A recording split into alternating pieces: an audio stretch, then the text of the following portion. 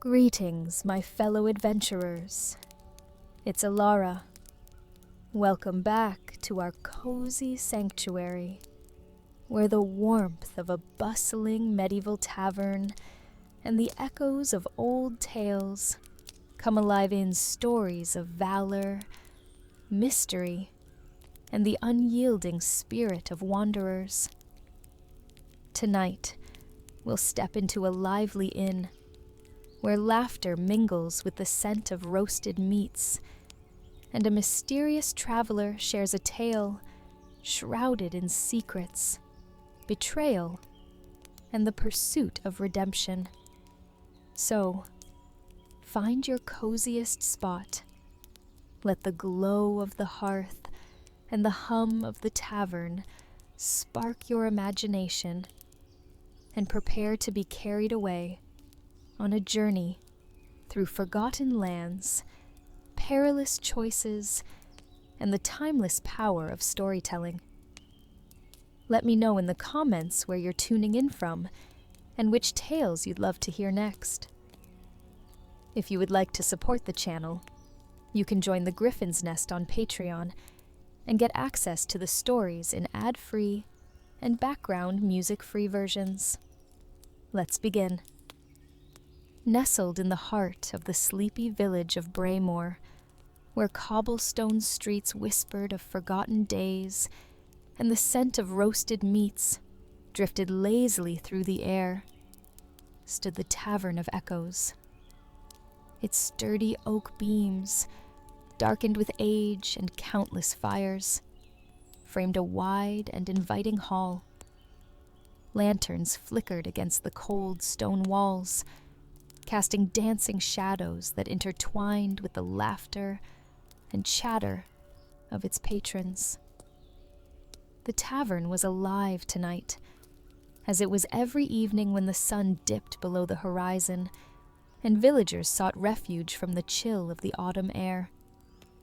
The hearth at the far end of the room crackled with a roaring fire, its warmth wrapping around the room like an old, familiar embrace. Long wooden tables, polished smooth by years of elbows and spilled ale, were crowded with men and women of all ages, sharing stories and clinking tankards.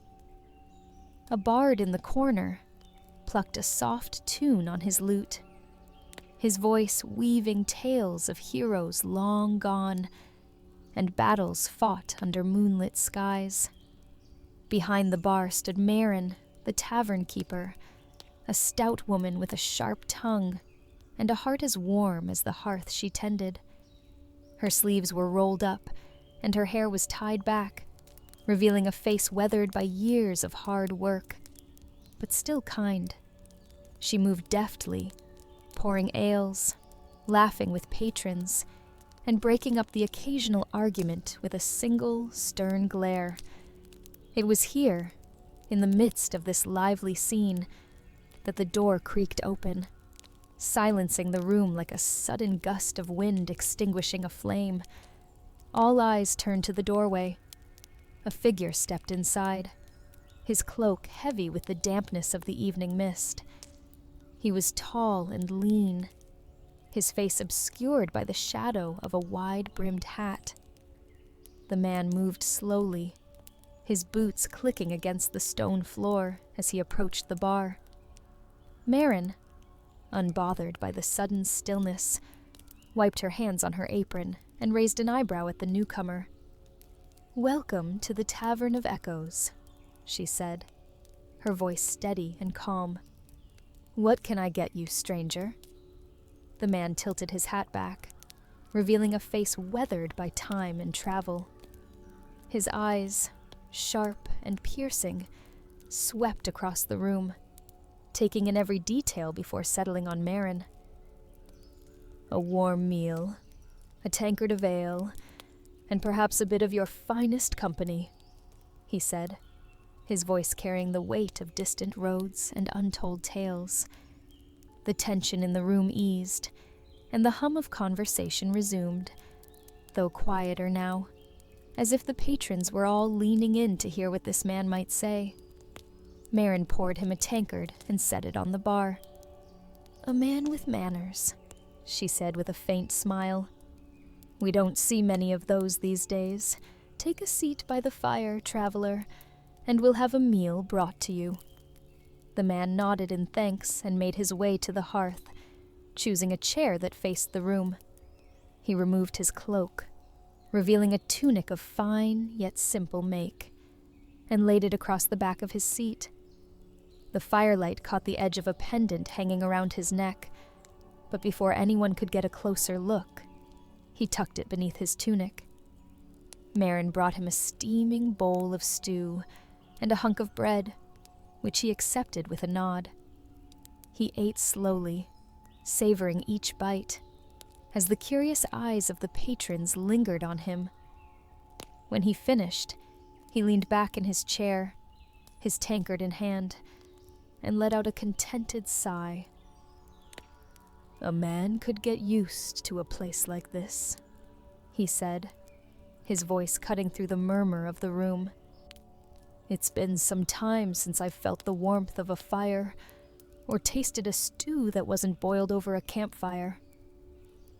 One of the patrons, a burly blacksmith named Harlan, leaned forward. "You're a long way from home, then?" he asked. The traveler smiled faintly. "Aye, that I am. But home is a strange thing, isn't it? It's not always where you leave it, and it's not always where you return."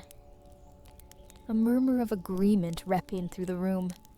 The bard stopped playing, sensing that the night's entertainment was about to take a new turn. "What brings you here, then?" asked another patron, a wiry man with sharp eyes. The traveler took a long sip of his ale before answering. "I've traveled many roads, seen many things, some beautiful, some terrible, and some, well, some are worth sharing." The room fell silent again, the kind of silence that hung heavy with anticipation. The traveler set his tankard down, his eyes glinting in the firelight. "Have any of you heard the tale of the Emerald Vale?" he asked, his voice low and steady. "This tale," he began, his eyes sweeping the gathered crowd, "is not one for the faint of heart. It is a tale of betrayal, curses, and the choices that bind us to the past." The travelers in the room exchanged glances, some intrigued, others skeptical. But the way the man spoke, as though he had lived through the tale himself, was enough to hold their attention.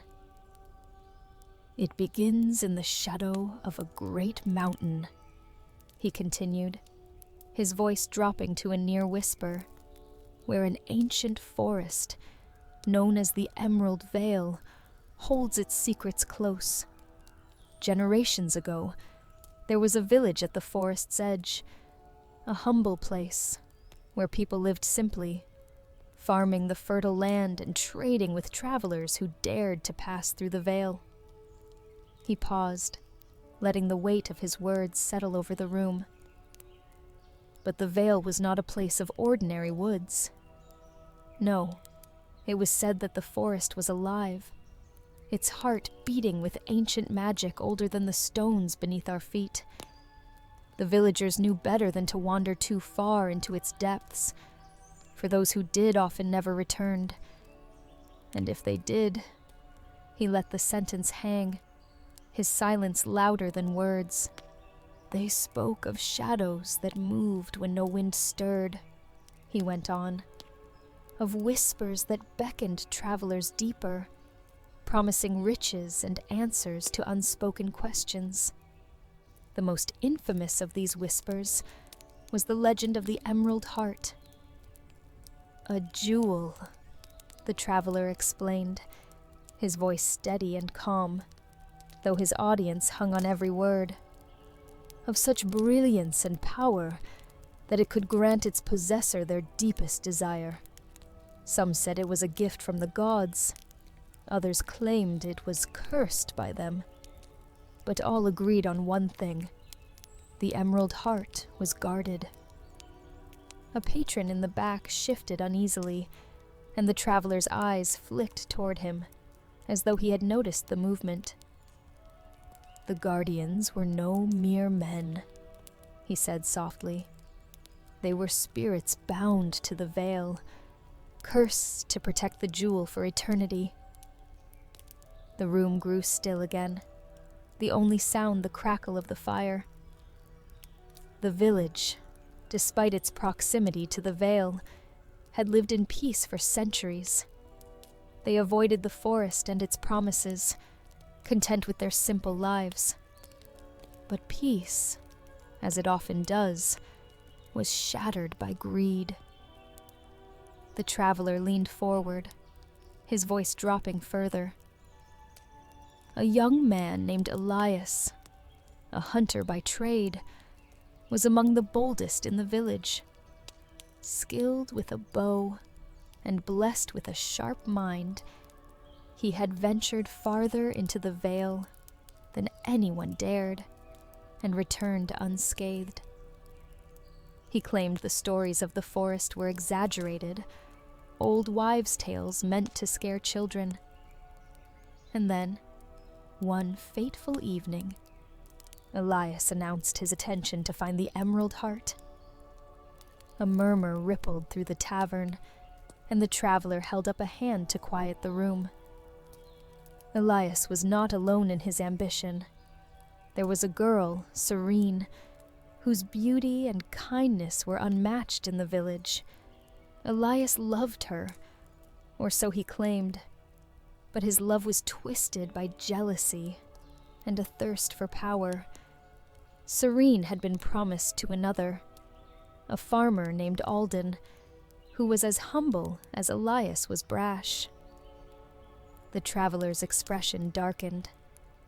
Elias made a choice. If he could bring back the Emerald Heart, he believed Serene would see him as a hero, a man worthy of her love. But more than that, he wanted the power to bend the will of others, to control his destiny. So, on the night of the harvest moon, Elias entered the veil. The tavern was silent now, the air thick with anticipation. Elias was clever, the traveler continued, his tone almost reverent. He marked his path with arrows embedded in trees, ensuring he could find his way back. But the forest has a way of twisting paths. The deeper he went, the more the air seemed to hum with unseen energy. Shadows danced at the edge of his vision, and the whispers began. The traveler paused, letting the tension build. The voices were soft at first, gentle and inviting. They promised Elias everything he sought: power, love, a legacy that would outlast the stars. But the deeper he ventured, the more the whispers turned sinister. They mocked him, taunted him for his arrogance. "What will you sacrifice?" they asked. "What will you lose?" Someone near the bar shuddered, and the traveler gave a faint, knowing smile. Elias ignored the warnings. He pressed on, his determination blinding him to the forest's tricks. Days passed, or perhaps hours. Time had no meaning in the veil. Finally, he reached a clearing, where the trees parted to reveal a glade bathed in an unnatural green light. There, at the center, stood a pedestal of stone, and atop it lay the Emerald Heart. The traveler's voice softened, his words barely above a whisper. It was more beautiful than he had imagined. The light it emitted seemed alive, pulsating like a heartbeat. But as Elias approached, the shadows moved. Shapes emerged from the darkness, figures with hollow eyes and faces etched with sorrow. The guardians. The traveler leaned back, his eyes scanning the room. Elias did not hesitate. He reached for the jewel, his greed drowning out any sense of caution. But the moment his fingers touched the stone, the forest came alive. When Elias's fingers brushed the surface of the emerald heart, the traveler began. He felt a surge of power, unlike anything he had ever imagined.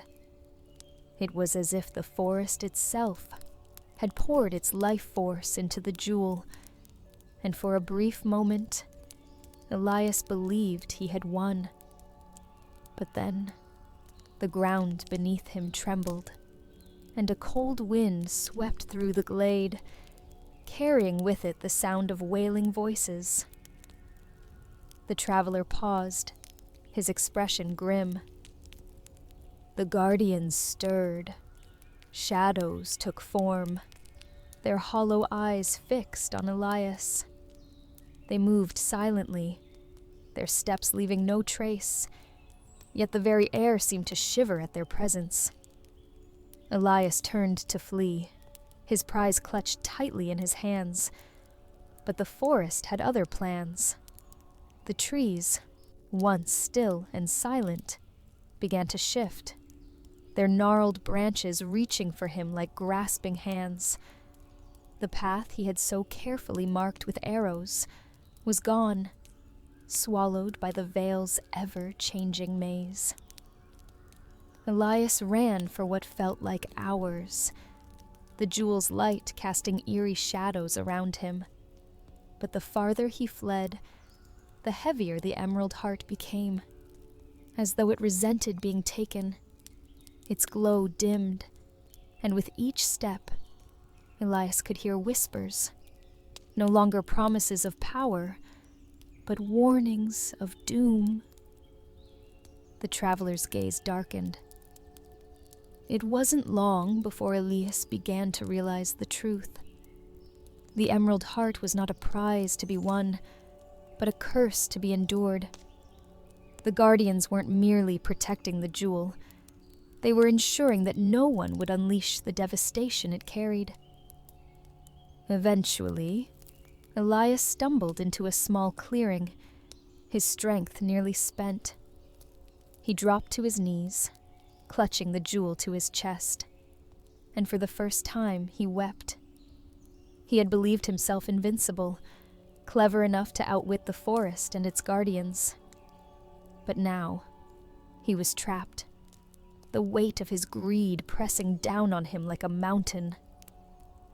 The traveler leaned forward, his voice dropping to a near whisper. It was then that the forest spoke, not in whispers or shadows, but in a voice that seemed to come from everywhere at once. "Elias," it said, its tone neither angry nor kind, but cold and unyielding. "You have taken what was not yours to claim. The emerald heart belongs to the veil, and its power is not for mortals to wield." The room seemed to hold its breath as the traveler continued. Elias begged for mercy, his arrogance replaced by desperation. He promised to return the jewel, to leave the forest and never speak of it again. But the veil is not a place for bargains. It does not forgive. It only balances.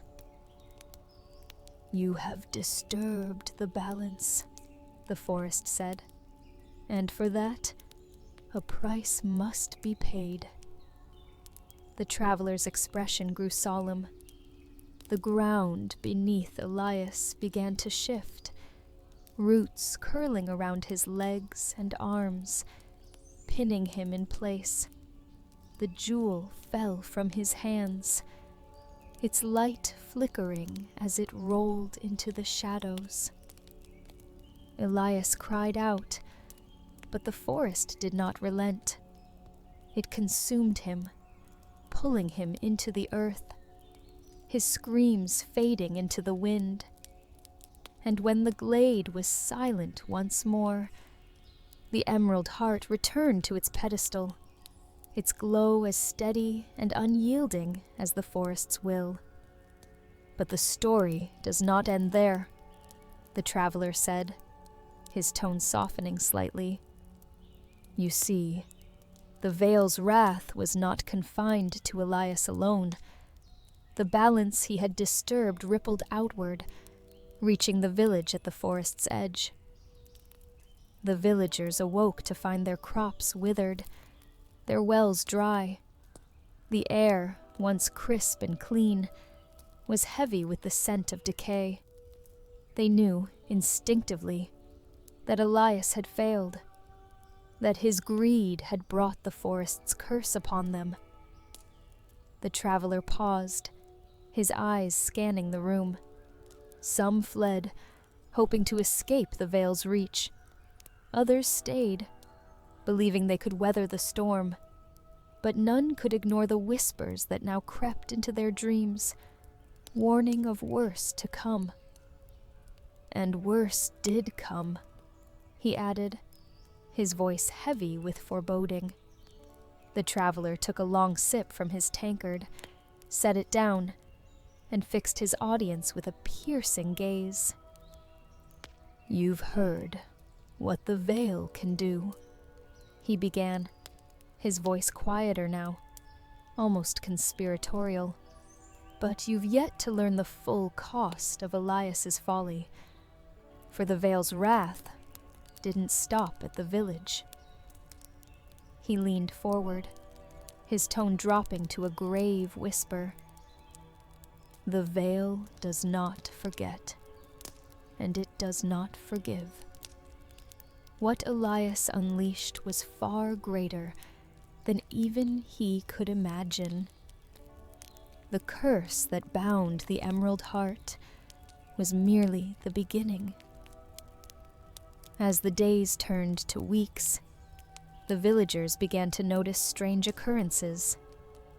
The trees at the edge of the forest seemed to inch closer with each passing night, their gnarled branches stretching toward the village like skeletal fingers. Livestock vanished, their pens left open though no human hands had touched them. And then came the dreams. The traveler's eyes darkened as he spoke. Each villager dreamed of the same thing, a pair of glowing green eyes staring at them from the darkness, and a voice whispering promises of power, riches, and escape from the curse, if only they dared to enter the Veil. The room shivered, as if the fire itself had cooled. But the dreams weren't just dreams. They were a summons. One by one, villagers began to vanish, lured into the forest by the whispers. Their absence was marked only by the faint, echoing laughter of the Veil. And yet, the traveler continued, his voice gaining strength, there was one who dared to challenge the forest, a stranger, a warrior clad in worn armor, his cloak tattered, and his sword bearing the scars of countless battles. He arrived in the village one stormy evening, his face shadowed beneath a wide-brimmed hat. He called himself Calder. A murmur spread through the tavern, and the traveler let it settle before continuing. Calder had heard the stories of the Veil, tales that spread far beyond the cursed village, but he had not come for treasure or glory. He came seeking answers, drawn by rumors of the Emerald Heart and the devastation it left in its wake. The traveler leaned back, his gaze distant as if picturing Calder in his mind's eye. The villagers were wary, but desperation made them bold. They begged Calder to help them, to free them from the veil's grip. At first, he refused. "I am no hero," he told them. "I am a seeker of truths, not a savior." But when a young girl approached him, her eyes filled with a mixture of fear and hope, he relented. Calder prepared himself for the journey, gathering supplies and studying the villagers' stories of the Vale. He learned of the Guardians, of the Whispers, and of Elias' tragic end. But most of all, he learned of the Emerald Heart and the power it promised. The traveler paused, letting the weight of his words settle over the room. At dawn, Calder entered the forest. The villagers watched him disappear into the shadows, their prayers following him. But none dared to follow, for they knew the Vale would not welcome them. As Calder ventured deeper into the Vale, he found himself surrounded by an unnatural silence. The whispers began almost immediately, their voices weaving promises and threats in equal measure. But Calder was no ordinary man. He ignored their temptations, his focus unwavering. The traveler's tone grew more intense. The forest, angered by his resistance, began to test him. The trees shifted, blocking his path and forcing him to double back. Shadows darted at the edges of his vision, their hollow eyes watching his every move. And then came the Guardians. A patron at the back of the room gasped, and the traveler smiled faintly. They emerged from the shadows, their forms barely human, their faces frozen in expressions of eternal sorrow. They moved without sound, their hollow eyes fixed on Calder. Calder raised his sword, its blade gleaming faintly in the dim light of the forest. He spoke no words, for he knew the Guardians would not listen. Instead, he held his ground as they advanced.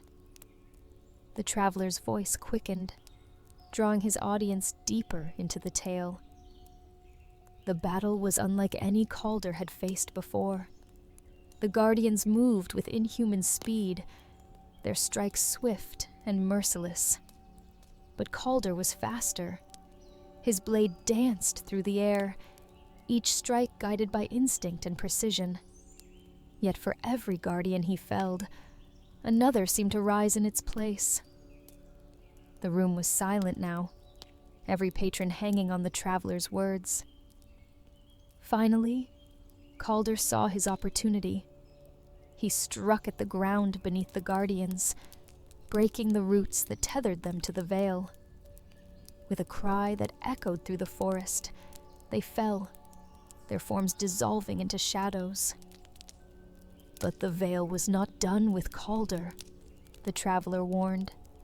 As the Guardians fell, the forest itself seemed to roar in anger. The ground trembled, and the air grew thick with the scent of decay. Calder pressed on, his resolve unshaken, until he reached the heart of the forest. The traveler leaned forward, his voice dropping to a whisper. There, in a glade, bathed in an eerie green light, stood the Emerald Heart. It pulsed with a life of its own, its glow casting long shadows across the clearing. But Calder did not approach it. Instead, he knelt, his head bowed, and spoke words no one could hear. Calder stood at the heart of the Emerald Vale, his eyes fixed on the Emerald Heart, the source of so much power and devastation. The patrons were motionless, their mugs forgotten, their breaths held in anticipation of what was to come. Calder knelt in the clearing, His head bowed, but his mind raced with questions. The traveler continued. The emerald heart pulsed before him, its green glow casting long shadows in the clearing. Calder had resisted its whispers, outwitted the guardians, and faced the shifting forest. But the veil had one final test for him. The traveler paused for effect, his eyes narrowing. A voice emerged, not the cold and unfeeling tone of the veil, but something deeper, something ancient and knowing. "You have come far, Calder," the voice said, echoing through the trees. "You seek the truth, but are you willing to pay its price?" Calder raised his head, his jaw set. "I seek not power," he said, his voice firm. "I seek balance. If the emerald heart is the cause of this suffering, then let it be destroyed." The voice chuckled, a sound that sent shivers down Calder's spine. To destroy the heart is to destroy the balance. Do you think the veil's wrath ends here? The heart is a key, Calder. It holds the chaos within. Without it, the forest's curse would spread far beyond these trees. Calder's fists clenched as he processed the revelation. The villagers' suffering, the deaths of the guardians, Elias's greed. It all led to this moment. The heart could not simply be destroyed, nor could it be claimed. It had to remain, a burden to be borne. As Calder grappled with the weight of his decision, the guardians began to emerge once more. But this time, they did not attack. They stood silently, their hollow eyes fixed on Calder. It was as if they, too, awaited his choice. Calder took a deep breath and stepped forward, his hand hovering above the emerald heart. He felt its power tug at him, a force both seductive and terrifying. But Calder was no ordinary man. He had not come for riches or glory, but for answers. "If the heart must remain," Calder said, his voice steady, "then so shall I. I will guard it, as Elias should have, and ensure that no one else disturbs this place." The forest seemed to hold its breath. The voice returned, quieter now, almost gentle. "You would bind yourself to the veil, a mortal tasked with an immortal duty. Do you truly understand what you offer?" Calder nodded. "I do." The ground beneath Calder's feet began to glow, green light spreading outward in intricate patterns. The guardians bowed their heads, as the forest itself seemed to accept his vow. Calder felt a weight settle on his shoulders, but it was not oppressive. It was purpose. The emerald heart pulsed once, and then its glow softened, as if calmed by his presence. The voice spoke one last time. "Then the veil shall be at peace, and the balance restored. You, Calder, are now its guardian." As the words faded, the clearing grew still. The guardians stepped back into the shadows, their forms dissolving into the forest. Calder stood alone, but he felt no fear. He had found what he was searching for, not just answers, but a purpose greater than himself. Back in the village, the change was immediate. The air grew lighter, the crops began to recover, and the oppressive whispers that had plagued the villagers' dreams faded away. Those who had fled began to return, drawn by the sudden stillness that had settled over the vale. But they never saw Calder again. Some claimed to hear his voice on the wind, a whisper of reassurance that the forest was now at peace. Others spoke of a lone figure wandering the edge of the vale, his cloak tattered, but his resolve unbroken. The old traveler leaned back, his expression unreadable. And so, Calder became the guardian of the vale, a man who sacrificed everything to restore balance. The Emerald Heart remains, but it is no longer a threat. It is a symbol, a reminder of what happens when greed outweighs wisdom. He picked up his tankard and took a long drink, his eyes scanning the room. But beware, my friends. The Vale is not a place for mortals to tread lightly. It may be at peace now, but peace is a fragile thing. One day, someone will try to claim the heart again, and when they do, the Vale will awaken. The tavern was silent, the patrons lost in thought. The old traveler stood, his cloak rustling as he moved toward the door. He paused, his hand on the frame, and glanced back over his shoulder.